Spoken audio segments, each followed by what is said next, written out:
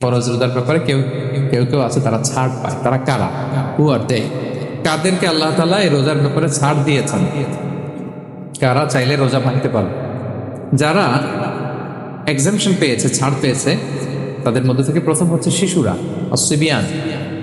শিশুদের উপর রোজা ফরজ না, হ্যাঁ, যতক্ষণ না তারা ম্যাচিউরড হয়। শিশুদের উপর কিন্তু রোজা ফরজ না, প্রাপ্তবয়স্ক হওয়া রাখতে কিন্তু ফরজ। তাই বলে আবার শিশুদেরকে রোজা রাখতে বাদশাহ রাখতে দিবে না। আমার বড় মেয়ের বয়স 8 বছর, সে গতকাল রোজা রেখেছে, সে মহা খুশি। সে কখনো অডিও কল দেয়, কখনো ভিডিও কল দেয়, কখনো ইফতারের ছবি পাঠায়। মানে এটা তাদের মধ্যে কিন্তু একটা অনেক চমৎকার একটা ভালো ইমেজ কাজ করে। আপনারা বাধা দিবেন না যদি রাখতে চায়। অনেক বাবা মারা এত সচেতন, এত অতি সচেতন যে ছেলে মেয়েরা রাখতে চায় কিন্তু বাবা মারা দিতে চায়। 1-2 দিন না খেয়ে থাকলে বাচ্চারা মরে যায়। কিন্তু তার মধ্যে এই যে একটা স্পিরিচুয়াল একটা কি বলবো ভাইব আসলো, একটা স্পিরিট আসলো, এটা যেন আমরা নষ্ট না করি। আমার মনে আছে বৈশাখী টেলিভিশনে একটা লাইভ প্রোগ্রামে এক ছোট্ট মেয়ে প্রশ্ন করতেছে যে, হুজুর আমি তো রোজা রাখতে চাই, আম্মু আমাকে রাখতে দেয় না, তো আম্মুকে একটু বলে দেন যাতে আমাকে রাখতে দেয়। ছোট্ট একটা মেয়ে, সে ফোন করে আমাকে প্রশ্ন করলো। তো দেখেন যে এটা ওই বাবা মায়ের তো গর্ব করা উচিত যে আমার ছোট্ট মেয়ে 7 বছর 8 বছর, যদিও এখনো ফরজ হচ্ছে না, আর কয়েক বছর পরে হবে, কিন্তু সে রাখতে চায়, সে সেলিব্রেট করতে চায় সে আমাকে। তো আমরা যেন তাদেরকে বাধা না দিই, আমরা যেন তাদেরকে ইন্সপায়ার করি। আমার মনে আছে আমি ছোটবেলা, তখন আমি মাদ্রাসায় ভর্তি হই নাই, আমি তখন স্কুলে পড়তাম, তো খুব ছোট, কিন্তু আমি রোজা রাখতে চাইতাম, আব্বা আম্মা দিতে চাইতো না। আমার দাদি আমাকে বলতো যে তুমি একটা কাজ করবা, তুমি সকালে স্কুলে যাবা, দুপুর 12টায় ফিরে আসবা, এসে খেয়ে ফেলবা, তো হাফ রোজা হয়ে গেল, অর্ধেক। এরপরের দিন আবার সকালে না খেয়ে যাবা, দুপুর 12টায় এসে খেয়ে ফেলবা, এনাদার হাফ, তো 2 হাফ মিলে একটা হয়ে গেছে। এইভাবে আমি অনেকগুলো রোজা রাখছিলাম ওই বছর। এখনো এই স্মৃতি আমাকে স্মৃতিকাতর করে। আমার দাদি, যে আমার দাদি নাই, চলে গেছেন, আল্লাহ আমাকে জান্নাত নসিব করুক, আমরা দোয়া করি। কিন্তু আজও আমার কাছে এই নস্টালজিয়া ফিলিংটা হয় যে আমি কিন্তু এইভাবে রোজা রাখছিলাম ছোটবেলায়। আমাদের বাচ্চারাও তাই করে। সো ওদের মধ্যে যে এই আবেগ, এই উচ্ছ্বাস, এটাকে যেন আমরা নষ্ট না করি। বাট লিগালি তাদের উপর রোজা ফরজ হয়নি প্রাপ্তবয়স্ক তার আগে, তাইলে ওদের রাখা লাগবে না। নাম্বার 2, মাজনুন, পাগলদের উপর রোজা ফরজ হয় না। যারা পাগল তাদের উপর ফরজ হয় না। একটা হাদিস শোনাই, আল্লাহ রাসূল সাল্লাল্লাহু আলাইহি ওয়াসাল্লাম বলেছেন, আমি সবকিছু খুব প্রেসাইজলি বলছি যেহেতু আমাদের সময় কম। রফি আল কালাম আন সালাসা, 3 ব্যক্তির উপর থেকে শরীয়তের কলম উঠিয়ে নেওয়া হয়েছে। আনিন নাইমি হাত্তা ইয়াস্তাইকিযা, ঘুমন্ত ব্যক্তি যতক্ষণ না সে জাগে। ঘুমের মধ্যে আপনারা কেউ বকা দিয়ে ফেলে আপনি মাইন্ড করতে পারবেন না, তো ঘুমাইছিল, কাকে বকা দিয়েছে কি করছে সে জানেই না। ঘুমন্ত ব্যক্তির উপর থেকে শরীয়তের কলম উঠিয়ে নেওয়া হয়েছে। আনি সবিগি হাত্তা ইয়াহতালিমা, শিশু যতক্ষণ না সে প্রাপ্তবয়স্ক হয়। ও আনিল মাজনুনি হাত্তা ইয়াকিলা, পাগল যতক্ষণ না সে সুস্থ হয়। এই 3 শ্রেণীর ব্যক্তি থেকে শরীয়তের কলম উঠিয়ে নেওয়া হয়েছে। বুঝতে পেরেছেন? 3 নাম্বার হচ্ছে মারিদ। আপনি যদি খুব অসুস্থ হন তাহলে আপনি রোজা ভাঙতে পারবেন, যেটা আমরা ওই যে ইন্ট্রোডাক্টরি ডিসকাশনে বলেছি যে অসুস্থ হলে আপনি রোজা ভাঙতে পারবেন। 4 নম্বরে হচ্ছে মুসাফির, ট্রাভেলার, যদি আপনি লম্বা সফর করেন আপনি রোজা ভাঙতে পারবেন। এটার ন্যূনতম সীমা হচ্ছে 48 মাইল। তাই বলে কেএল থেকে পেনাং যাচ্ছেন আর রোজা ভেঙে ফেললেন, এটা করা যাবে না। আবার এখানে যদি আপনার সফরের পেরেশানি থাকে, খুব কষ্ট, তাহলে আপনি এই সুযোগটা নিতে পারবেন। কিন্তু আল্লাহ বলেছেন ওয়া আন তাসুমু খায়রুল লাকুম ইন কুনতুম তা'লামুন, যদি তোমরা রোজা রাখো এটাই তোমাদের জন্য কল্যাণ, যদিও আমি ফ্লেক্সিবিলিটি দিয়েছি। তো রাসূল সাল্লাল্লাহু আলাইহি ওয়াসাল্লামের সময় দেখা যেত যে মক্কা থেকে মদিনা, মদিনা থেকে তায়েফ যেতে প্রচন্ড গরমের মধ্যে ওনারা উট দিয়ে মরুভূমির উপর দিয়ে যেত। তো ওই পরিস্থিতি কিন্তু আমাদের নেই। কিন্তু যদি আপনার লম্বা সফর হয়, লেটস আপনি কেএল থেকে নিউ ইয়র্কে ফ্লাই করছেন, সফরের অনেক পেরেশানি, অনেক সময় হয়তো খেতে পারছেন না, আপনি চাইলে এই ফ্লেক্সিবিলিটি নিতে পারবেন। তো অসুস্থতা আর সফরে থাকলে আপনি রোজা ভাঙতে পারবেন, তবে ইদ্দাতুম মিন আইয়ামিন উখর, অন্য সময় এটা গুনে গুনে রাখতে হবে। 5টা যদি ভাঙা যায় পরে 5টা কাজা করবেন। পয়েন্টটাকে সবার কাছে ক্লিয়ার? সফরে যে রাসূল সাল্লাল্লাহু আলাইহি ওয়াসাল্লাম রমাদানে রোজা ভেঙেছে, এটার একটা দলিল বলি। আপনারা মক্কা বিজয়ের নাম শুনেছেন না? রাসূল সাল্লাল্লাহু আলাইহি ওয়াসাল্লাম হিজরত করলেন, পরে আবার বিজয় করলেন। এই মক্কা বিজয় কত হিজরিতে হয়েছে কে বলতে পারবেন? হ্যাঁ, হিজরি বলেন তো দেখি। 8ম হিজরি, মাশাআল্লাহ। 8ম হিজরিতে রাসূল সাল্লাল্লাহু আলাইহি ওয়াসাল্লাম যখন মক্কা বিজয় করতে যান, এটা কোন মাস ছিল জানেন? হ্যাঁ, রমাদান মাস। রমাদানের 20 তারিখে মক্কা বিজয় হয়েছে, 20 রমাদান। তো রাসূল সাল্লাল্লাহু আলাইহি ওয়াসাল্লাম মদিনা থেকে মক্কায় যাচ্ছেন বিশাল বাহিনী নিয়ে। মক্কায় পৌঁছতে আরো 90 কিলোমিটার বাকি। আল কাদিদ নামে একটা জায়গা আছে, সহিহ বুখারীর বর্ণনা। ওই কাদিদ নামক জায়গায় রমাদানে রাসূল সাল্লাল্লাহু আলাইহি ওয়াসাল্লাম রোজা ভেঙেছিলেন, ওটের উপর বসে ঢকঢক করে পানি খেয়েছিলেন যাতে সবাই দেখে, কারণ সবাই ভাববে রমাদানের রোজা রাখবো কি রাখবো না, সবাই আলাদা করে বলতে অনেক সময় লাগবে। রাসূল সাল্লাল্লাহু আলাইহি ওয়াসাল্লাম একটা উঁচু জায়গায় সবাইকে দেখে ওটের উপর পানি খেয়ে ফেললেন।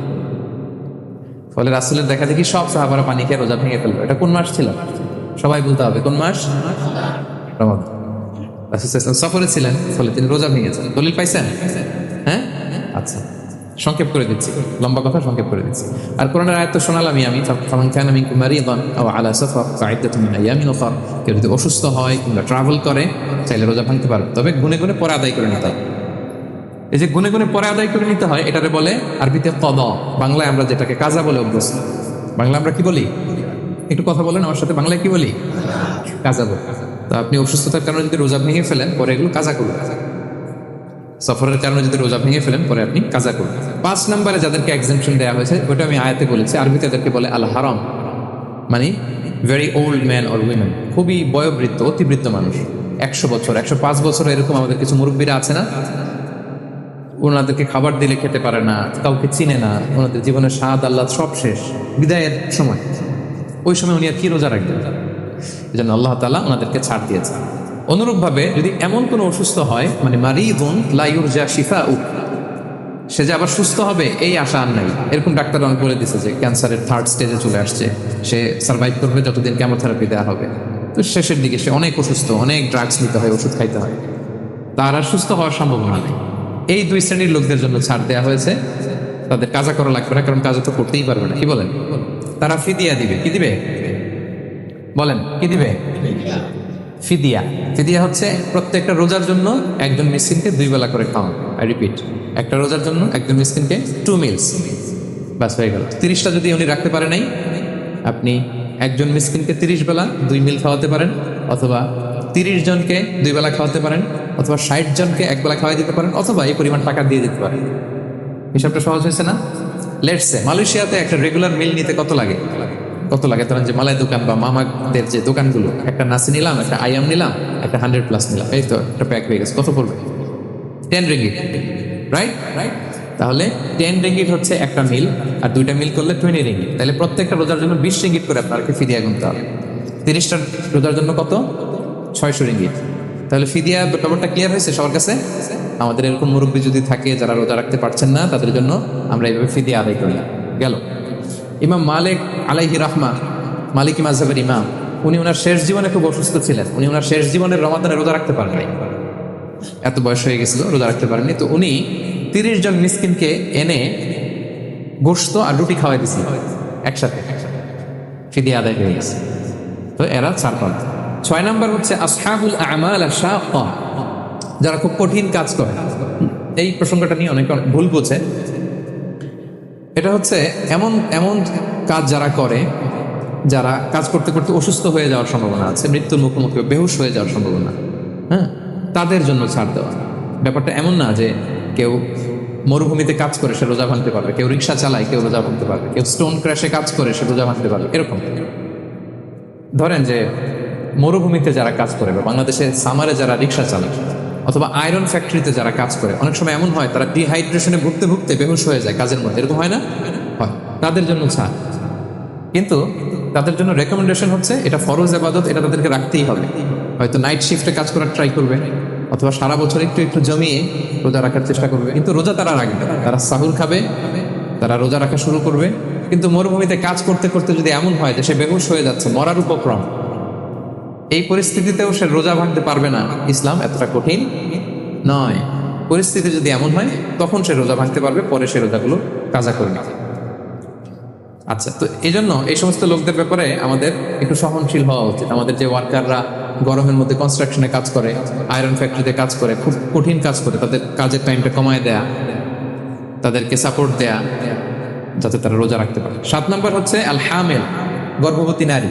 8 নম্বর হচ্ছে আল মুরদিআ, ব্রেস্ট ফিডিং মাদার, বাচ্চাকে দুধ খাওয়াচ্ছে যে মায়ের, ওনারা রোজা ভাঙতে পারবে। যদি ডক্টর বলে যে আপনি যদি রোজা রাখেন পেটের বাচ্চার সমস্যা, রোজা ভাঙতে পারবে, পরে কাজা করেন। অথবা ডক্টর যদি বলে যে আপনি যদি না খান তো বুকে দুধ আসবে কোত্থেকে, বাচ্চাকে খাওয়াবেন কিভাবে, ডিহাইড্রেশন হবে, রোজা ভাঙতে পারবে। এটার দলিলটা শোনেন, সুনান আবু দাউদের হাদিস, আল্লাহ রাসূল সাল্লাল্লাহু আলাইহি ওয়াসাল্লাম বলেছেন, ইন্নাল্লাহা আযজা ওয়া জাল্লা ওয়াদাআ আনিল মুসাফিরি শাতরাস সালাহ, আল্লাহ তাআলা মুসাফিরের জন্য নামাজকে অর্ধেক করে দিয়েছেন কসর, ওয়াসিয়ামা আনিল হামিলি ওয়াল মুরদি, আর গর্ভবতী নারী আর দুধ খাওয়াচ্ছে এমন মায়ের জন্য আল্লাহ সিয়ামকে এক্সামশন দিয়ে দিয়েছেন, ছাড় দিয়েছেন, তারা চাইলে রোজা ভাঙতে পারে। ক্লিয়ার? 9 নম্বর হচ্ছে মেনস্ট্রুয়েশনাল পিরিয়ড যাদের হয়, যে বোনদের পিরিয়ড হচ্ছে মাসিক, রোজা রাখবে না, যতটা ভাঙ্গা গেল পরে আদায় করে নেবে। 10 নম্বর হচ্ছে পোস্টপার্টাম পিরিয়ড, যেটা নিফাস বলে, আফটার বার্থ, এই বেবি ডেলিভারির পরে আমাদের বোনদের যেই পিরিয়ডটা হয় সে সময় ওনারা রোজা রাখবেন। কয়টা ভাঙলো গুনে পরে কাজা করবেন। আম্মা জান আয়েশা রাদিয়াল্লাহু তাআলা আনহা বর্ণনা করেন, কুন্না নাহিদু আলা আহদি রাসূলিল্লাহ, এটা একটা ন্যাচারাল প্রসেস, আমাদের আম্মা জান নবীদের স্ত্রীদেরও এটা হতো। তিনি বলতেন যে আমাদের যখন পিরিয়ড হতো, সুম্মা নাফুর, এরপর যখন আমরা সুস্থ হয়ে যেতাম, ফায়ামুরুনা বিকাদাইস সিয়াম, রাসূল সাল্লাল্লাহু আলাইহি ওয়াসাল্লাম আমাদেরকে রোজাগুলো কাজা করতে বলতো, ওয়ালা ইয়ামুরুনা বিকাদাইস সালাহ, নামাজ কাজা করতে বলতো। আমাদের বোনরা পিরিয়ডের কারণে যে নামাজগুলো চলে যায় এগুলো কিন্তু পড়তে হয় না পরে, কিন্তু রোজা যদি ভাঙা হয় সেগুলো কি করতে হয়? রাখতে হয়। একটা মজার হাদিস শোনেন, আমাদের আয়েশা রাদিয়াল্লাহু তাআলা আনহা বলেন যে আমার যে রমজানের ভাঙতি রোজাগুলো ছিল আমি সারা বছর রাখতাম না, আমি হাদিস পড়তে গেলে অনেক সময় লেগে যাবে, সারা বছর আমি রাখতাম না, এটা আমি শাবান মাসে রাখতাম। কোন মাসে? শাবান মাসে। কেন? কারণ রাসূল সাল্লাল্লাহু আলাইহি ওয়াসাল্লাম নিজেও রমাদানের পরে সবচাইতে বেশি নফল রোজা যেই মাসে রাখতেন সেটা হচ্ছে শাবান মাস। এই যে এই মাসের আগে যে মাসটা আমরা কাটায় আসলাম শাবান, এই শাবান মাসের প্রায় পুরো মাসে রাসূল সাল্লাল্লাহু আলাইহি ওয়াসাল্লাম রোজা রাখতেন। তো আমাদের আয়েশার যে ভাঙতি রোজাগুলো উনি সারা বছর না রেখে ওই সময় রাখতেন, হাজবেন্ড ওয়াইফ দুজনেই রোজা দেন। ব্যাপারটা সুন্দর না? অনেক দুজনেই, যেহেতু আমার হাজবেন্ডও রাখতেছে তো আমিও এই টাইমে রাখি, এইভাবে উনি বুদ্ধি করে ওনার রোজাগুলো রেখে দিতেন, উনি শাবান মাসে রাখতেন। কারণ তিনি রাসূল সাল্লাল্লাহু আলাইহি ওয়াসাল্লামের ব্যাপারটা খেয়াল করতেন। এমন হতে পারে যে অন্য মাসে যদি উনি রোজা রাখেন, দিনের বেলায় রাসূল সাল্লাল্লাহু আলাইহি ওয়াসাল্লাম হয়তো আমাদের আয়েশা রাদিয়াল্লাহু তাআলা আনহার সঙ্গ পেতে চাইতে পারে দিনের বেলায়, সো এটা রাসূল সাল্লাল্লাহু আলাইহি ওয়াসাল্লামের জন্য কষ্টকর হবে, আর উনি তো রোজা রেখেছেন, সো উনিও প্ল্যান করে এমন সময় রাখতেন যে সময় রাসূল সাল্লাল্লাহু আলাইহি ওয়াসাল্লাম রোজা রাখতেন, শাবানে রাখতেন। তো আমাদের বোনরা এই কাজটা করতে পারেন, শাবানে আপনারা এগুলো রাখতে পারেন। এই পয়েন্টটা শেষ। এই লোকেরা রোজা ফরজ হওয়ার পরেও ছাড় পাবে, আর যে সমস্ত ক্ষেত্রে ভাঙতে পারবে তারা পরে এগুলো কাজা করবে। কাজা মানে একটা রোজার জন্য একটা রাখা, একটার জন্য একটা রাখা। আর ফিদিয়া মানে কি একজন বলতে পারবেন? বলেন। মাশাআল্লাহ, একটা রোজার জন্য একজন মিসকিনকে 2 বেলা খাওয়ান, আর 30 রোজার জন্য 60 বেলা। এই তো হয়ে গেল, বুঝে গেছে না?